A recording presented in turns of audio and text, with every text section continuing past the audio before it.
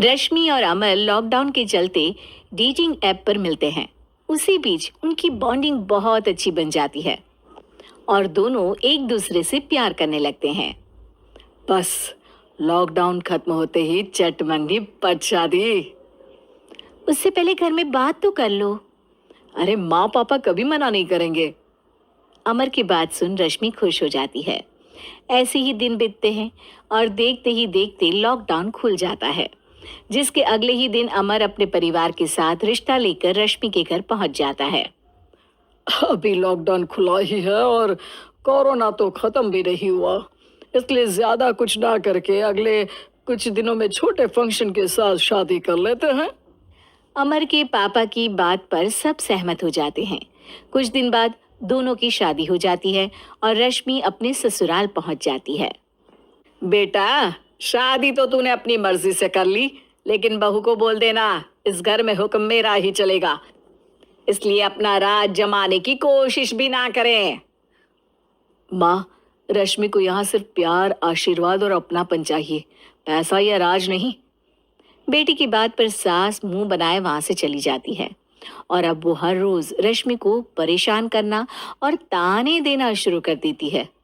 देखो, ये है आजकल की लड़की, इंटरनेट पर लड़कों से बातें करते हुए इन्हें शर्म भी नहीं आती, और यहाँ तो देखो कितनी सीधी सुशील बनकर दिखा रही है। मम्मी, शादी के रिश्ते वाले इंटरनेट ऐप से जब किसी को कोई दिक्कत नहीं है, फिर डेटिंग ऐप के जरिए मिलना किस तरह गलत हो सकता है? रश्मि की डेटिंग ऐप वाली बात सुन उसकी हैरान सास तुरंत तुनक कर पूरे घर को सिर पर उठा लेती है, जिसकी आवाज सुन अमर और उसके पापा भी वहां आ जाते हैं। हाय मेरी माता, इतना बड़ा झूठ! डेटिंग ऐप को इंटरनेट के जरिए मिली है बोलकर इस कलमुही को मेरे सर ला बिठा दिया। अरे नास पिटी, तुझे जरा भी शर्म नहीं आई? वहां न जाने कितने लड़कों से गुलू गुलू करके तुझे मेरा ही लड़का मिला था फंसाने के लिए। माँ, मुझे तो समझ नहीं आ रहा क्या बोले जा रही हो। डेटिंग ऐप इस्तेमाल करना कोई अपराध नहीं है, और तुम रश्मि को ऐसा कैसे बोल सकती हो? मैं भी तो था उस ऐप पर। पहले उसके लिए माँ से झूठ बोला और अब लड़ाई कर रहा है।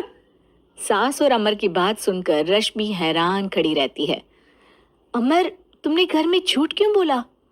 ये सब देख रही हो ना, इसी की वजह से झूठ बोलना पड़ा। एक तरफ अमर और रश्मि की ये बात चल रही होती है, वहीं दूसरी तरफ सास का नॉन स्टॉप क्लेश सबको परेशान कर देता है। सब एकदम चुप, जो हुआ सो हुआ, अब मुझे कुछ ना सुनाई दे। पति की बात सुन सास चुप होकर वहां से चली जाती है, लेकिन अब वो रश्मि के सिर दुनिया भर के सारे काम डालकर उसका जीना पहले से भी ज्यादा मुश्किल कर देती है। मम्मी, मैं आपका गुस्सा समझ सकती हूँ, आपको जो करना है कर लीजिए, मैं कभी कुछ नहीं बोलूंगी। उम्मीद है किसी दिन तो आपका गुस्सा शांत होगा और नफरत प्यार में बदलेगी। रश्मि की अच्छाई को उसका नाटक समझकर सास गुस्से के 7वें आसमान पर चढ़ जाती है और उसी शाम रश्मि को नीचा दिखाने के लिए अपनी सहेलियों को घर बुलाकर उसकी बुराइयां करने लगती है। अरे कौशल्या, क्या बताऊं, आजकल के बच्चे ना बहुत एडवांस हो गए हैं। पहले रिश्ते घर परिवार वाले सब देख परख के कराते थे, और अब ये लोग खुद न जाने कहाँ कहाँ मिलकर खुद ही सब कुछ पक्का करके हमें बता देते हैं। लड़की का कैसा दिन धर्म, कैसा ईमान, कैसा चरित्र कुछ नहीं पता, बस प्यार किया और घर लाकर बिठा देते हैं। अरे ऐसा क्यों बोलती हो? आजकल बच्चे अपने आप में बहुत समझदार हो गए हैं, और फिर पूरी जिंदगी तो उन दोनों को ही साथ निभानी है। अपनी पसंद से शादी कर भी ले तो क्या दिक्कत? तू ही देख ले, पहले इतना अच्छा बेटा और अब सोने पर सुहागे जैसी सर्वगुण संपन्न बहू।